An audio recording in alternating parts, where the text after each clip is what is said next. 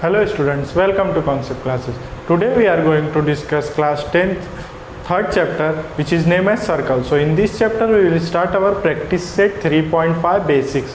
So in this practice set 3.5 which before that we will start our theorem.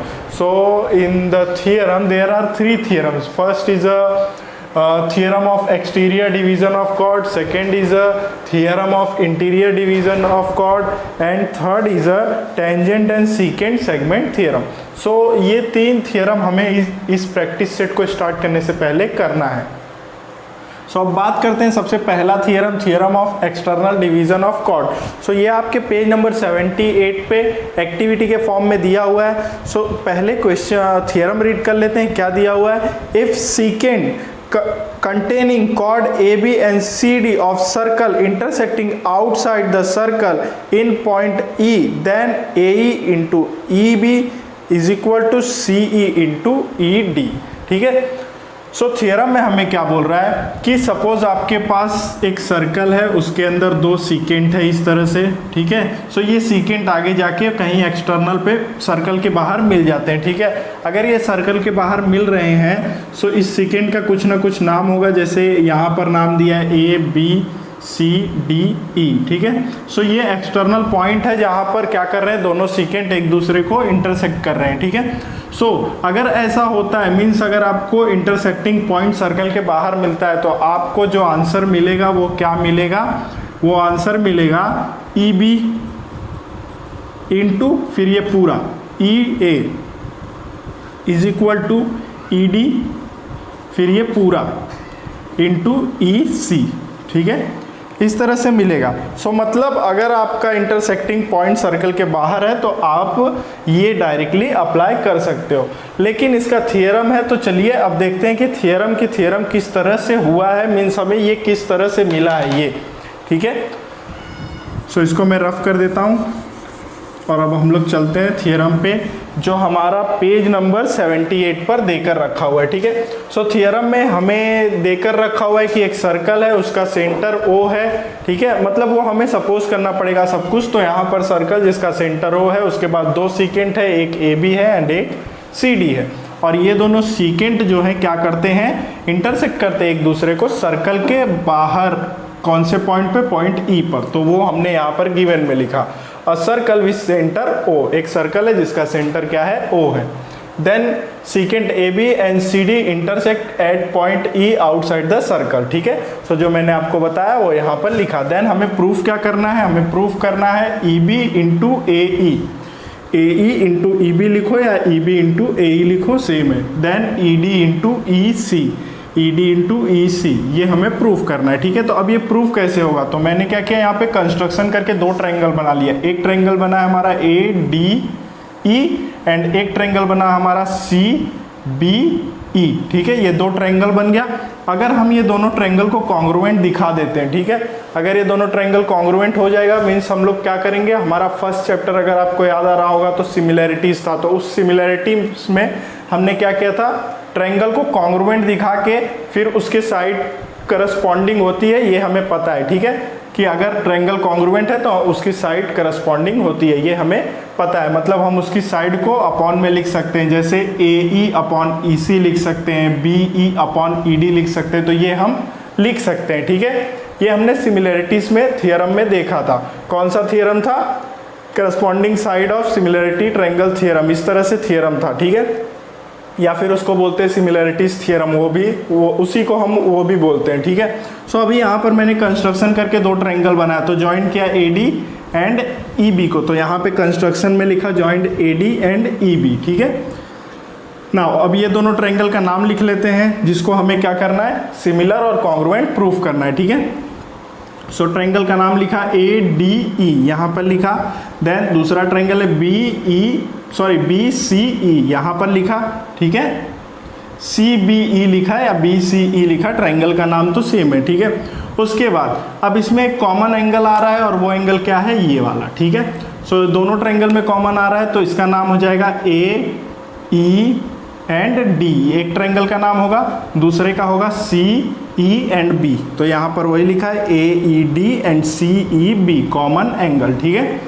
उसके बाद अगर आप ये वाला एंगल देखते हैं, ये वाला एंड ये वाला एंगल देखते हो, तो ये दोनों एंगल जो है इस आर्क के क्या हैं, कॉमन एंगल है। मीन्स ये आर्क इसका भी इंटरसेप्टेड है और इसका भी इंटरसेप्टेड यही आर्क है। मीन्स इस आर्क का ये इंस्क्राइब्ड एंगल है और इस आर्क का ये इंस्क्राइब्ड एंगल है, ठीक है। सो मतलब अगर आर्क कॉमन है तो एंगल भी कॉमन होंगे, ठीक है। तो यहाँ पर क्या लिख दिया, D A B and B C D क्या हो गया, angle inscribed by same arc, reason आ गया, ठीक है। अब यही एंगल को हमने इस फॉर्म में लिखा, देखिए कैसे लिखा, इसका नाम क्या था, डी ए बी। तो ए बी ई क्या है, कोलिनियर है, तो हम इसको लिख सकते हैं डी ए ई, तो वही यहाँ पर लिखा डी ए ई। उसी तरह से इसका नाम था बी सी डी, तो हम इसको लिख सकते हैं बी सी ई, तो वही यहाँ पर लिखा बी सी ई यहाँ पर, ठीक है। और यहाँ पर रीजन दिखा दिया कोलिनियर, ठीक है।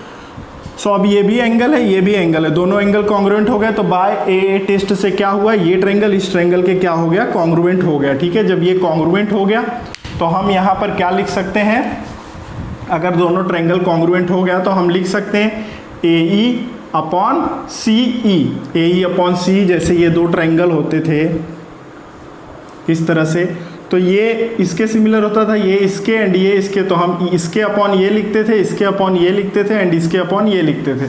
तो वही यहाँ पर हो रहा है, A E upon E C and D upon E B, तो वही लिखा है यहाँ पे, ए ई अपॉन ई सी, या सी लिखो या ए सी लिखो, सेम ही है, and D upon B same है। उसके बाद क्या क्या, क्रॉस मल्टीप्लाई किया, इसका मल्टीप्लाई इसके साथ, इसका मल्टीप्लाई इसके साथ, देन हमारा जो प्रूफ करना था वो मिल गया, ठीक है। सो इसको मैं रफ कर लेता हूँ और हमें प्रूफ जो करना था उस तरह से हम लिख लेते हैं। तो हमें प्रूफ क्या करना था, यहाँ पर ए ही तो है, ठीक है, इनटू ई बी भी है, यहाँ पर सी ई, यहाँ पर बस एक चेंज है, ये डी ई है, यहाँ पर ई डी हमें, तो वो डी लिखो या ई बी लिखो, सॉरी डी ई लिखो या ई डी लिखो, वो चलेगा, ठीक है। तो इस तरह से हमारा theorem of external division of chord करना था। चलिए अब देखते हैं अपना इंटरनल डिवीजन ऑफ कॉर्ड, चलिए अब देखते हैं अपना internal division of chord theorem. तो ये आपके पेज नंबर 77 पे देकर रखा हुआ है। तो सबसे पहले हम थियरम को रीड कर लेते हैं, क्या दिया हुआ है, suppose two chord of a circle intersect each other in the interior of a circle, then the product of the length of the two segment of one chord is equal to the product of the length of the two segment of the other chord। so देखिए क्या बोल रहा है कि अगर आप, ये हमने अभी प्रीवियस जो हमारा प्रैक्टिस से 3.4 हुआ उसमें भी ये हमने इसका यूज़ किया था। जैसे ये एंगल हमें निकालना था तो हम क्या करते थे, इससे एंड इसे प्लस करके हाफ करके ऐड कर देते थे, सॉरी हाफ करके ऐड कर देते थे। जैसे ये निकालना होता था तो इस आर्क और इस आर्क को हाफ करके ऐड कर देते थे। ये निकालना होता था तो सॉरी ये एंगल निकालना होता था तो इसको और इसको हाफ करके ऐड कर देते थे। ये एंगल निकालना होता था तो इसे एंड इसे, ये मैंने आपको बताया था 3.4 में हमने एक क्वेश्चन किया था उसमें। सो यहाँ पर भी सेम वही है।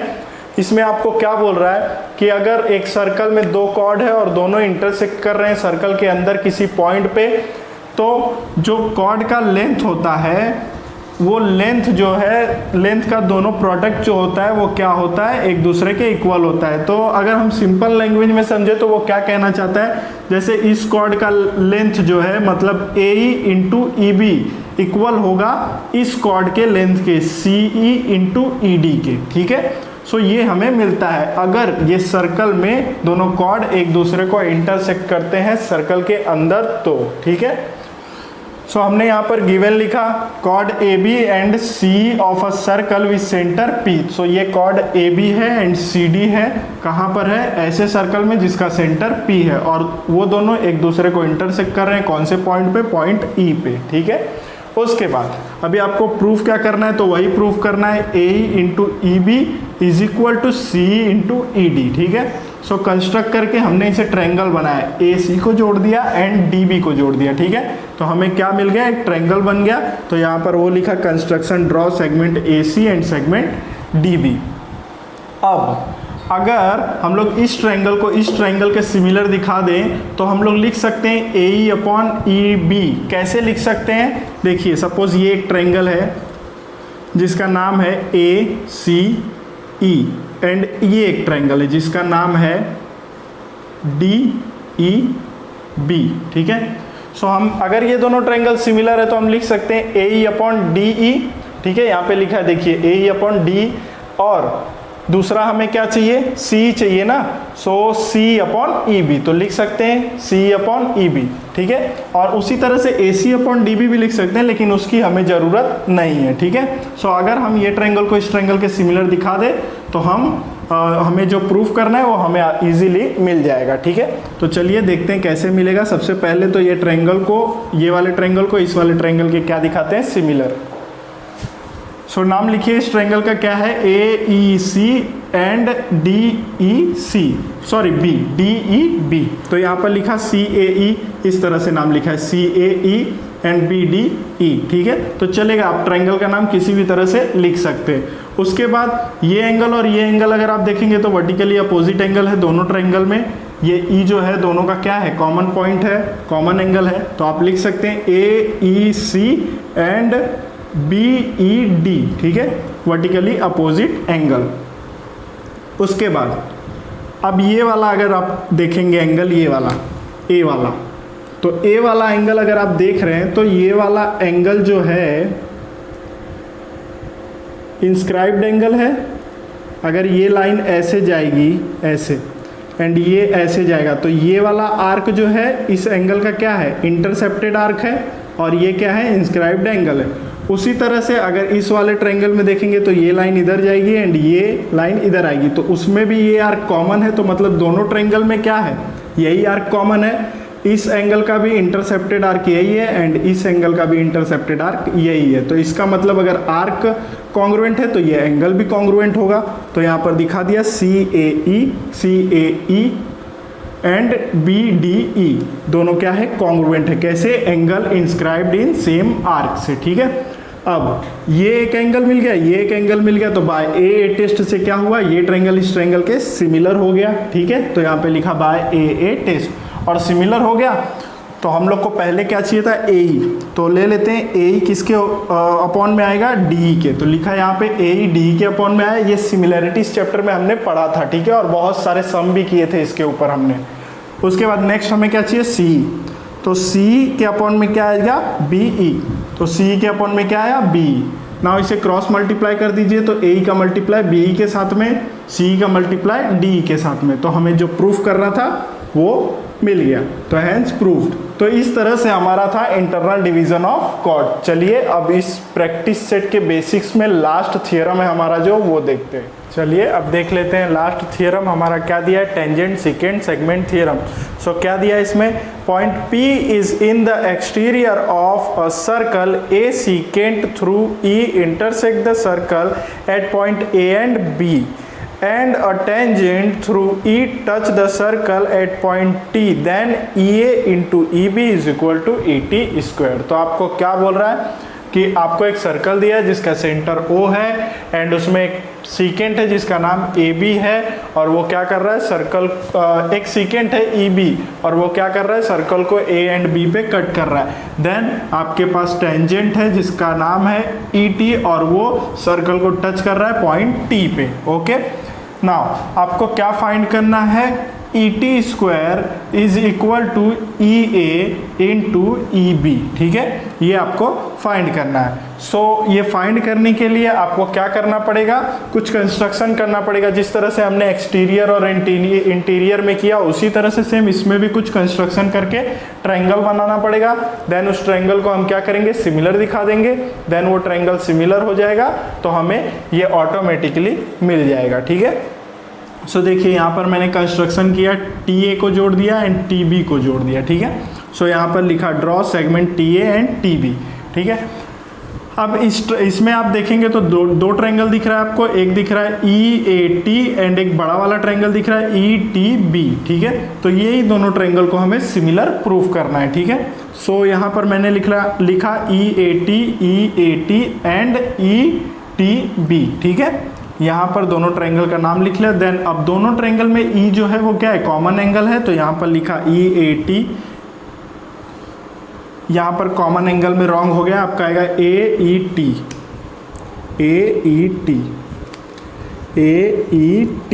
ठीक है। AET and BET common angle. So यहाँ पर अभी नेक्स्ट स्टेप में आपको क्या मिलेगा, ETA जो है वो कॉन्ग्रुएंट है किसके, EBT के। तो देखिए कैसे कॉन्ग्रुएंट हुआ, ये कॉन्ग्रुएंट होगा टेंजेंट सीकेंट थ्योरम से। सो टेंजेंट सीकेंट थ्योरम आपको याद नहीं होगा, या फिर आपने पढ़ा भी होगा तो आपको अभी याद नहीं हो रहा होगा। तो मैं आपको बताता हूँ, इस तरह से आप सर्कल लेंगे, देन उस सर्कल में क्या होगा, 2 आर्म्स होगा, ठीक है। सो ये सपोज आप कर लीजिए थीटा है और ये आपका A है, ये आर्क का नाम आपके A है, ठीक है। सो आपका थीटा जो है वो हाफ होता है किसका, A का। ये हमने पढ़ा था इंस्क्राइब्ड एंगल थ्योरम में, ठीक है। सो अगर मैं यहाँ से क्या करता हूँ, एक टेंजेंट ड्रॉ करता हूँ एंड देन यहाँ पर एक कॉर्ड ड्रॉ होता है, ठीक है। तो अब आप देखेंगे तो ये जो एंगल है, ये एंगल इधर जाएगा एंड ये भी इधर बढ़ता रहेगा, ठीक है। तो इस एंगल का भी इंटरसेप्टेड आर्क यही होगा, ठीक है। सो ये कैसे होता है, तो अगर इसका भी इंटरसेप्टेड आर्क यही है एंड इसका भी इंटरसेप्टेड आर्क यही है, तो आप बोल सकते हो कि ये एंगल इस एंगल के क्या है, कॉन्ग्रुएंट है। और वो कौन से थ्योरम से होता है, टेंजेंट सीकेंट थ्योरम से होता है। तो यहाँ पर वही अप्लाई हुआ है, ये एंगल इस एंगल के कॉन्ग्रुएंट हो गया। अब ये एंगल इस एंगल के कॉन्ग्रुएंट हो गया एंड ये कॉमन एंगल है, तो आपको बाय ए टेस्ट से क्या मिला, ये ट्रायंगल इस ट्रायंगल के सिमिलर मिल गया। अब जब ये ट्रायंगल इस ट्रायंगल के सिमिलर मिल गया तो हम लिख सकते हैं EA अपॉन ET, यहाँ पे लिखा हुआ है, then AT upon TB, AT upon TB, then ET upon EB, ET upon EB। यहाँ पर क्या आएगा, corresponding side of similar triangle, corresponding side of similar triangle, ठीक है। अब हमें यहाँ पर ज़रूरत किसकी थी, हमें देखिए 2 ET चाहिए। तो देखिए 2 ET कहाँ से मिलेगा, एक इसमें ET है और एक इसमें ET है, तो हम इसको नहीं लिखेंगे, ये दोनों को लिखेंगे। तो यहाँ पर लिखा EA upon ET, ET upon EB, फिर क्रॉस मल्टीप्लाई कर दिया ET का ET के साथ में, EA का EB के साथ में। तो EA into EB is equal to ET into ET, ET into ET हो गया ET स्क्वायर, और ये एज इट इज़ रहेगा। फिर इसको सीधा करके हमने लिखा तो हमें मिल गया जो हमें फाइंड करना था, ठीक है। सो आप यहाँ पर लिख देंगे हैंस प्रूव्ड। सो बस इस तरह से हमारे प्रैक्टिस सेट 3.5 के बेसिक्स में 3 थ्योरम थे, तो ये तीनों थ्योरम कंप्लीट हो गए। सो अगर ये तीनों थ्योरम से रिलेटेड आपको कोई भी डाउट है तो आप मुझे कमेंट करके पूछ सकते हैं। आई होप आपको सारे थ्योरम समझ में आए होंगे। अगर वीडियो पसंद आया तो वीडियो को लाइक कीजिए, शेयर कीजिए, सब्सक्राइब कीजिए। Thanks for watching.